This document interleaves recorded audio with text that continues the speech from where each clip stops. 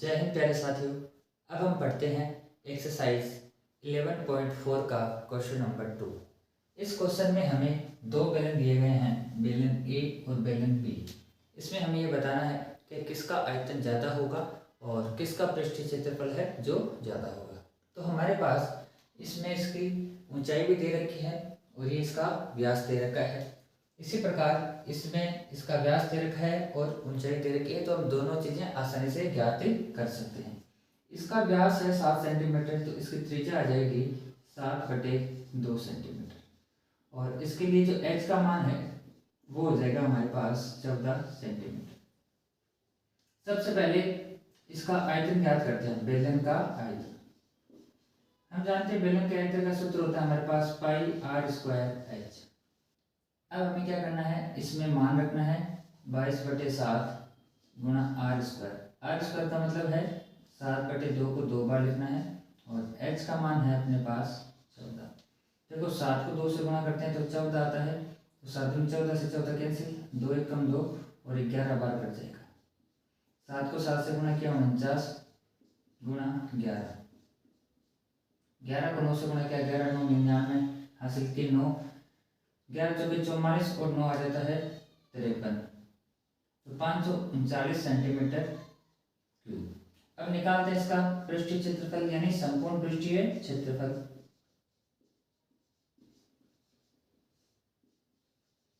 वो सूत्र होता है हमारे पास 2πr/h+r। बेलन के संपूर्ण पृष्ठीय क्षेत्रफल का मान होता है 2πr और h+r। वैल्यू रखेंगे इसमें 2 गुणा 22/7 गुणा r 7/2 गुणा h+r। तो h है हमारे पास 14 सेंटीमीटर और r है, यहाँ पे r आप 3.5 लिख सकते हैं। अब 7 से 7 कैंसिल हो जाएगा, 2 से 2 कैंसिल हो जाएगा, तो ये आ जाएगा 22 गुणा 14 और 3 17 17.5। अब इन दोनों को क्या करेंगे, गुणा कर देंगे, तो 22 पंजे 110 हासिल की जाएगी 11, 22 7 154 54 और 10 64 और 1 65 यानी 5 हासिल की जाएगी 16, 22 एकम 22 और 22 और 16 आ जाएगा 38। यहाँ पे दशमलव के बाद में एक अंक है तो उधर एक अंक के बाद दशमलव लगा दिया, तो आ जाएगा 385 सेंटीमीटर स्क्वायर। ये आ जाता है इस बेलन का आयतन और ये आ जाता है इस बेलन का संपूर्ण पृष्ठीय क्षेत्रफल। अब हम क्या करते हैं, इस बेलन बी के लिए आयतन और क्षेत्रफल ज्ञात करते हैं। इसमें देखो हमारे पास व्यास क्या दे रखा है 14 सेंटीमीटर, तो इसकी त्रिज्या हो जाएगी व्यास की आधी यानी 7 सेंटीमीटर और ऊंचाई हमें दे रखी है इसकी 7 सेंटीमीटर। तो आइए हम इसका आयतन ज्ञात करते हैं। आयतन का फॉर्मूला होता है πr²h। इसमें वैल्यू रखते हैं 22/7 गुणा r² यानी r को 2 टाइम्स लिखना है, 7 गुणा 7 गुणा h यानी 7, तो 7 से 7 कैंसिल हो गया और 49 को गुणा करना है किससे, 22 से। तो जब 49 को हम क्या करेंगे 22 से गुणा करेंगे, 22 में 100, यहाँ पे आप है ना सीधा देखो 22 का पाड़ा बोल के भी अगर आपको पाड़े याद होते हैं तो आप सीधे गुणा कर सकते हैं। मैं मानता हूँ कि आपको कैलकुलेशन अगर आसान बनानी है तो कम से कम 25 तक पाड़े आने चाहिए, वरना आप सीधे भी करके कर सकते हो। तो 22 में 198 और 198 में हमारे पास आ जाता है 8 और हासिल की चली जाएगी इस पर 19, 22 चौके 88, 22 को 4 से गुणा करेंगे, 22 चौके 88 और 88 में 19 हमें जोड़ना है, तो 9 8 17 हासिल की 1 8 1 9 1 10, यह आ जाएगा इसका। ज्ञात करते हैं इसका संपूर्ण पृष्ठीय क्षेत्रफल।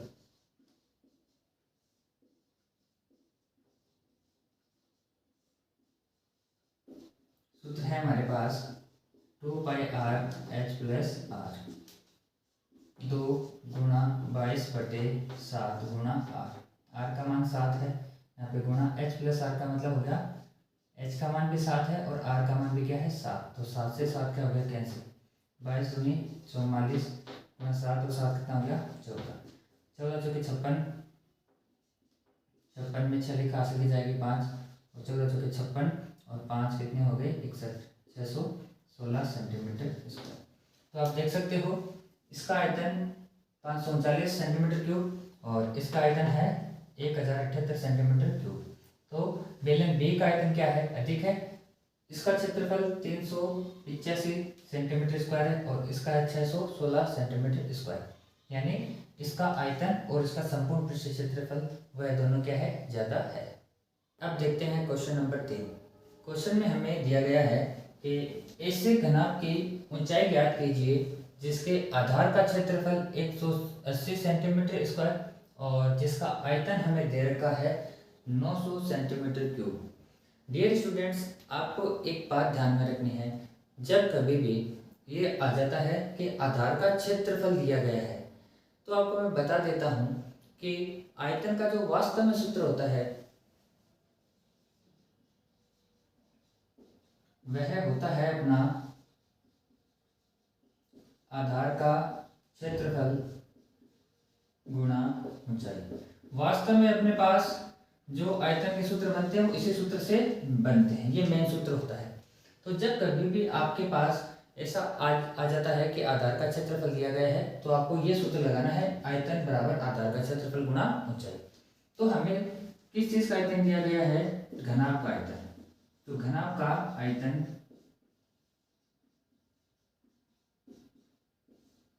बराबर आधार का क्षेत्रफल। वैसे भी हम समझ सकते हैं कि जो घनाभ का आधार है वो वृत्ताकार होता है। कौन सी आकृति का होता है, वृत्ताकार होता है। तो आप समझो यहाँ से कि लंबाई गुणा चौड़ाई गुणा ऊंचाई, यानी अपने पास घनाभ का आयतन का सूत्र क्या होता है, लंबाई गुणा चौड़ाई गुणा ऊंचाई, और इसका जो आधार होता है घनाभ का वो होता है अपने पास आयताकार। तो ये हो गया आधार का क्षेत्रफल, यानी लंबाई और गुणा चौड़ाई, यानी ये आयत का क्षेत्रफल है जो इसका क्या है, आधार है, और गुणा में क्या गया, ऊंचाई।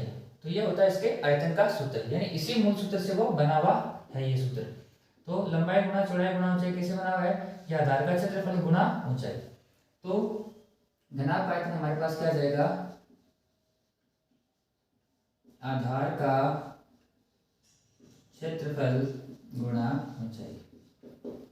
आयतन हमें दिया गया है 900 सेंटीमीटर क्यूब और आधार का क्षेत्रफल को हमें दिया गया है 180 गुणा ऊंचाई। हमें क्या करनी है, इसकी ज्ञात करनी है, उसको हम h मान लेते हैं। गैस वैसे भी लिख सकते हैं 180 गुणा h बराबर 900। हमें h की वैल्यू चाहिए, तो 900 बटे 180, एक दूसरे से कैंसिल, 18 पंजे 90। तो यानी h का मान कितना आ जाएगा, 5 सेंटीमीटर। ये आ गई हमारे पास इस घनाभ की ऊंचाई। तो कभी भी ऐसा सवाल है जिसमें आपको आधार का क्षेत्रफल दिया गया है, तो आपको आयतन का कौन सा सूत्र इस्तेमाल करना है, आधार का क्षेत्रफल गुणा ऊंचाई। अब सॉल्व करते हैं क्वेश्चन नंबर 4। क्वेश्चन है हमारे पास, एक घनाभ की विमाई, विमाई मतलब लंबाई चौड़ाई और ऊंचाई, ये तीन कभी भी गुणा में आती है, तो आपको ये समझ लेना है कि ये एक घनाभ की विमाई है। तो घनाभ की विमाई 60 सेंटीमीटर, 54 सेंटीमीटर और 30 सेंटीमीटर दी गई है। इस घनाभ के अंदर 6 सेंटीमीटर भुजा वाले कितने छोटे घन रखे जा सकते हैं। बड़ा ही आसान सा क्वेश्चन है ये, बस आपको इसका कॉन्सेप्ट समझना है। हम एक कमरे को उदाहरण लेके समझते हैं। कमरे में हम मान लो हमें कोई बक्से रखने, किसी भी आकार के रखने हैं, तो हम कितने बक्से उसके अंदर रख सकते हैं कि भाई उस कमरे का आयतन कितना है।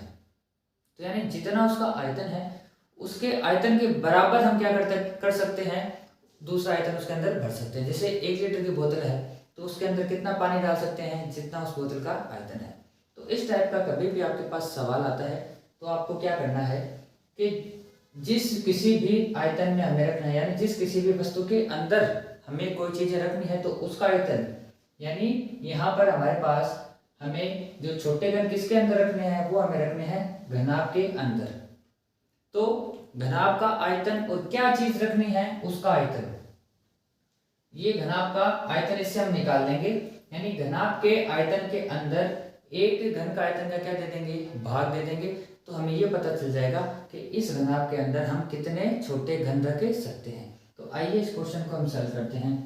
तो देखो हमारे पास क्या है, घनाभ की विमाई दी गई है, घनाभ की लंबाई 60 सेंटीमीटर, चौड़ाई हमें दी गई है 54 सेंटीमीटर और ऊंचाई दी गई है हमें 30 सेंटीमीटर। और जो छोटे घन की भुजा, यानी जो छोटा घन है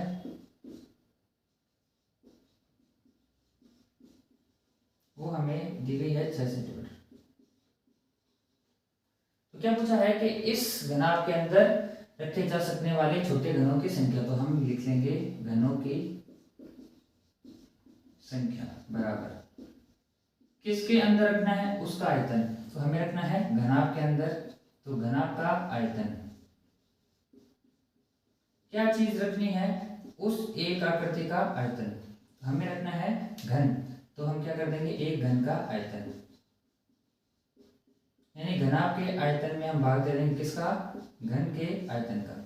तो घनाभ का आयतन होता है लंबाई गुणा चौड़ाई गुणा ऊंचाई। आपको इधर कभी भी गुणा नहीं करना है क्योंकि वैल्यू हमेशा क्या करेगी, घटेगी, क्योंकि ये घनों की संख्या आ रही तो पॉइंटों में तो आने से, इसलिए क्या है आप कभी भी इस संख्या को गुणा मत करना। ये है लंबाई चौड़ाई और ऊंचाई, और हम जानते हैं कि घनाभ का आयतन होता है LBH, यानी लंबाई गुणा चौड़ाई गुणा ऊंचाई, और जो घन का आयतन होता है वो होता है हमारे पास भुजा क्यूब या L क्यूब। तो हम क्या करेंगे, लंबाई चौड़ाई और ऊंचाई हम दे रखिए 60, 54 गुणा 30, भाग दे देंगे किसका, एक घन का आयतन। घन का आयतन होता है भुजा क्यूब, और घन की भुजा में दे रखी है 6, तो 6 की क्यूब का मतलब हो गया 6 को 3 बार लिख दो गुणा में। ये तीनों संख्या 6 के पार्ट से कट रही है, 6 कम 6 ये 10 बार कट गई, ये 6 से 9 बार कट गई, और ये 6 से 5 बार कट गई। 9 को 5 से गुणा किया 45, को 10 से किया 450। ये आ गया अपना आंसर। यानी इस घनाभ के अंदर छोटे जो घन है कितने, 6 सेंटीमीटर भुजा वाले 450 छोटे घन रखे जा सकते हैं। इस प्रकार का कभी भी सवाल आता है तो आपको ये करना है कि जिसके अंदर रखना है उसका आयतन, और क्या वस्तु रखनी है उस एक वस्तु का आयतन क्या दे देंगे, भाग हम दे देंगे। तो हमारे पास ये आ जाएगा कि उसके अंदर कितनी वस्तुएं रखी जा सकती है। अब देखते हैं क्वेश्चन नंबर 5। एक आसान सा क्वेश्चन है। एक ऐसे बेलन की ऊंचाई ज्ञात कीजिए जिसका आयतन हमें दे रखा है 1.54 मीटर क्यूब, और आधार का व्यास हमें दे रखा है 140 सेंटीमीटर। आयतन दे रखा है मीटर में और ये दे रखा है हमें सेंटीमीटर में। तो ऊंचाई हमें पूछिए। देखो आयतन दे रखा है, इसका मतलब हम क्या करेंगे, आयतन के सूत्र का इस्तेमाल करेंगे। सबसे पहले हमारे पास दे रखा है आधार का व्यास, तो ये व्यास है हमारे पास 140 सेंटीमीटर। इसे त्रिज्या आ जाएगी 140/2 यानी 70 सेंटीमीटर।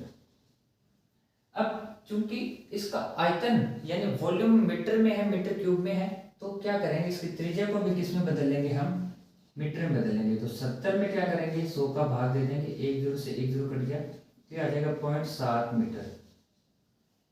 अब आयतन दे रखा है तो आयतन के सूत्र का इस्तेमाल करेंगे, बेलन का आयतन।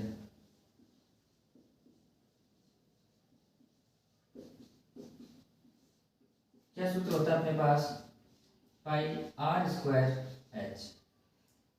आयतन हमें दे रखा है 1.54 और पाई का मान है 22/7। r स्क्वायर का मतलब है r को 2 बार लिखना है गुणा में, और ये है हमारे पास 0.7 और 0.7 गुणा h हमें क्या करनी है, ज्ञात करनी है। अब हमें क्या करना है, h की वैल्यू हमें चाहिए, तो h को हम अलग करेंगे। देखो इधर ये भाग में 7 है तो इधर जाके ये गुणा में आ जाएगा किसके, 1.54 के गुणा में क्या आ जाएगा, 7 आ जाएगा। इधर हम h को लिख लेते हैं क्योंकि हमें h की वैल्यू चाहिए, तो h अलग करेंगे। अब 1 2 3 ये तीनों चीजें h के गुणा में है, तो ये इधर आके कहाँ आ जाएगी, भाग में। तो 22 गुणा 0.7 गुणा 0.7, ये 22 के पारे से पूरा कट जाएगा 0.07 बार। तो फाइनली हमारे पास क्या रह जाता है, h को इधर लिख लेते हैं और इसको इधर लिख लेते हैं, ये 0.07 गुणा 7 बट्टे में 0.7 गुणा 0.7। अब तो उनको गुणा कर देते हैं, 7 को 7 से गुणा करेंगे तो कितना आ जाएगा, 49।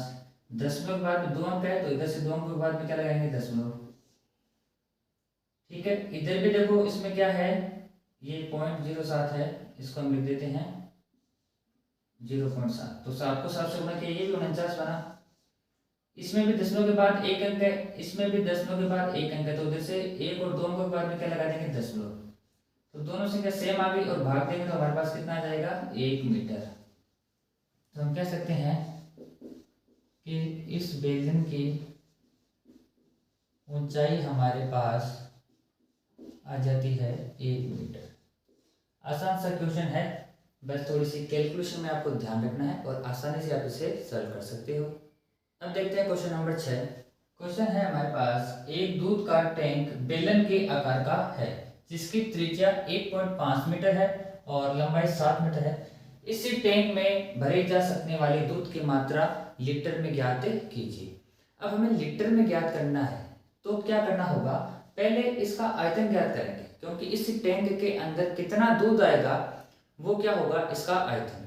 तो सबसे पहले हमें क्या करना पड़ेगा, इस टैंक का, कौन से टैंक का, बेलनाकार टैंक का आयतन ज्ञात करना पड़ेगा। हम आसानी से कर सकते हैं क्योंकि हमें त्रिज्या दे रखी है और इसकी लंबाई यानी ऊंचाई दे रखी है। तो हम यहाँ पे लिखेंगे टैंक की त्रिज्या, वो हमें दे रखी है 1.5 मीटर और इसकी लंबाई कह दो या ऊंचाई कह दो, लंबाई वो हमें दे रखी है 7 मीटर। अब हमें क्या करना पड़ेगा, इस टैंक का आयतन, क्योंकि जितना आयतन होगा उतना ही इसके अंदर दूध भरा जा सकता है। टैंक का आयतन, बेलनाकार टैंक का आयतन होता है पाई आर स्क्वायर एच, वैल्यू रखेंगे 22/7। आर स्क्वायर का मतलब हो गया, आर को 2 बार रखना है, गुणा में 1.5 गुणा 1.5 गुणा एच का मतलब आ गया लंबाई इसके 7, तो 7 से 7 हो गया कैंसिल। 1.5 को 1.5 से गुणा करेंगे तो आ जाएगा 2.25 और गुणा कर देंगे किससे, 22 से। 22 पंजे 110 हासिल की 11, 22 दूनी 44 और 44 और 11 55 हासिल की 5, 22 दूनी 44 और 5 आगे 49। अब देखो दशमलव के बाद में हमारे पास यहाँ पे 2 अंक है, तो इधर से 2 अंकों के बाद में क्या लगा के दशमलव, ये आ गया हमारे पास मीटर क्यूब। लेकिन हमें जो मात्रा पूछी गई है वो लीटर में ज्ञात करनी है, यानी ये इसका आयतन आ गया, यानी इस बेलनाकार टैंक में जो 49.50 मीटर क्यूब है वह क्या कर सकते हैं, इसमें हमें दूध भर सकते हैं, ये इसका आयतन है, इतना हम दूध भर सकते हैं। लेकिन वो हमें पूछा किसमें गया है, लीटर में। तो हमारे पास एक रिलेशन होता है कि 1 मीटर क्यूब में 1000 लीटर होता है। 1 मीटर क्यूब में कितना होता है, 1000 लीटर होता है। तो हम क्या करेंगे, इसको 1000 से गुणा कर देंगे तो ये किस में बदल जाएगा, लीटर में बदल जाएगा। तो 49.50 गुणा 1000, यहाँ से अगर 10 हटाते हैं तो बट्टे में क्या आ जाएगा, 1 के आगे 2 जीरो आ जाएंगे, ठीक है। तो यहाँ से हम क्या करते हैं, 10 हटा देते हैं, 1 जीरो से 1 जीरो और 1 जीरो से 1 जीरो, तो ये आ गया हमारे पास 49,500 लीटर। यानी इस बेलनाकार दूध के टैंक में हम 49,500 लीटर दूध भर सकते हैं। क्वेश्चन नंबर 7 दिया गया हमें क्वेश्चन है, यदि किसी घन के प्रत्येक किनारे को 2 गुना कर दिया जाए, प्रत्येक किनारे का मतलब घन की भुजा, यदि किसी घन के प्रत्येक किनारे को 2 गुना कर दिया जाए तो इसके पृष्ठीय क्षेत्रफल में कितना गुना वृद्धि होगी और इसके आयतन में कितना गुनी वृद्धि होगी, ये हमें ज्ञात करना है। अब हमें इसकी भुजा अगर कुछ नहीं दी गई है तो हम मान लेते हैं कि माना यदि इसकी भुजा हम मान लेते हैं x, इसकी भुजा यदि x है तब इसका पृष्ठीय क्षेत्रफल कितना होगा, घन का पृष्ठीय क्षेत्रफल होता है 6 गुना भुजा स्क्वायर, और भुजा में दे रखी है x, तो x का स्क्वायर, ये हो जाएगा इसका पृष्ठीय क्षेत्रफल कब, जब इसकी भुजा कितनी है x। अब पूछा गया है कि इसकी भुजा को 2 गुना कर दिया जाए, तो यदि भुजा बराबर, देखो पहले है x, अब इसका 2 गुना कर दिया तो कितना हो जाएगा 2x। अब इस स्थिति में इसका हम क्या करते हैं, पृष्ठीय क्षेत्रफल ज्ञात करते हैं,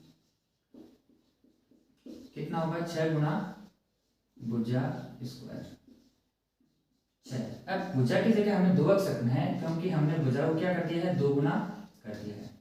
6 2 का स्क्वायर 4 और x का स्क्वायर आ जाएगा x स्क्वायर, तो 6 चौके 24 x स्क्वायर। तो आप देख रहे हो पहले इसका पृष्ठीय क्षेत्रफल था 6x स्क्वायर और अब हो गया 24x², यानी 6 चौके 24, तो 4 गुना वृद्धि इसमें होगी। तो पृष्ठीय क्षेत्रफल में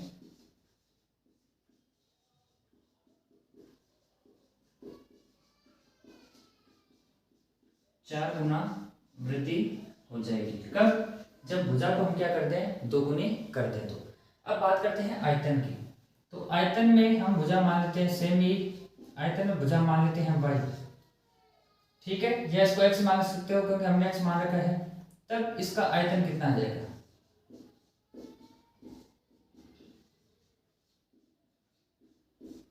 आयतन होता है हमारे पास भुजा क्यूब, तो ये हो गया x3। अब यदि भुजा को हम क्या कर देते हैं, दोगुना कर देते हैं, यानी 2x कर देते हैं, उस स्थिति में इसका आयतन कितना आ जाएगा, ये आ जाएगा हमारे पास भुजा क्यूब। तो यानी इस 2x का क्या कर देंगे हम, क्यूब कर देंगे, घन कर देंगे। तो 2 की पावर 3 का मतलब होता है 8, और x की पावर 3 करेंगे तो क्या आ जाएगा, x की पावर 3 आ जाएगा। तो देखो पहले तो आयतन था x³ और अब हो गया है 8x³, यानी कितना हो गया है, 8 गुना हो गया है। तो हम कह सकते हैं कि इसके आयतन में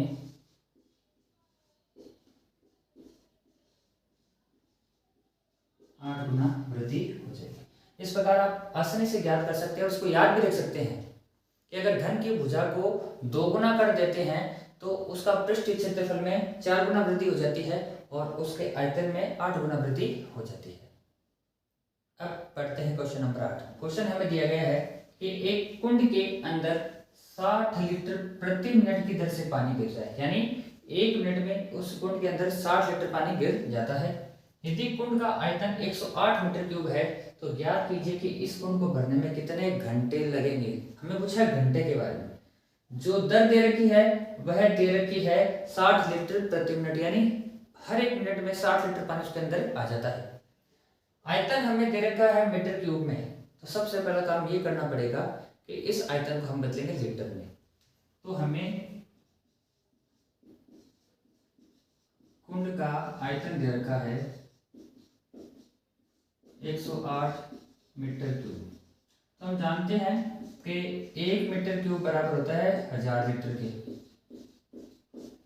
तो 108 मीटर क्यूब बराबर कितने लीटर की हो जाएगा, तो इसको क्या कर देंगे, 1000 लीटर से गुणा कर देंगे, तो ये आ जाएगा हमारे पास इतना लीटर आ जाएगा।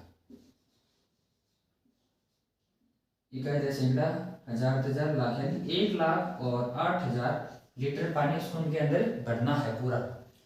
दर है उसकी, तो हम लिखते हैं कि कुंड भरने की दर, कुंड भरने की दर, ये कुंड में पानी गिरने की दर, कुंड भरने की दर वो किस तरह से भर रही है, 60 लीटर प्रति मिनट, यानी प्रत्येक 1 मिनट में कितना पानी आ जाएगा, 60 लीटर। 2 मिनट में 120 लीटर। तो हमें कितना लीटर भरना है, कितना लीटर भरना है, तो हम क्या करेंगे, लिखेंगे कुंड भरने में लगा समय।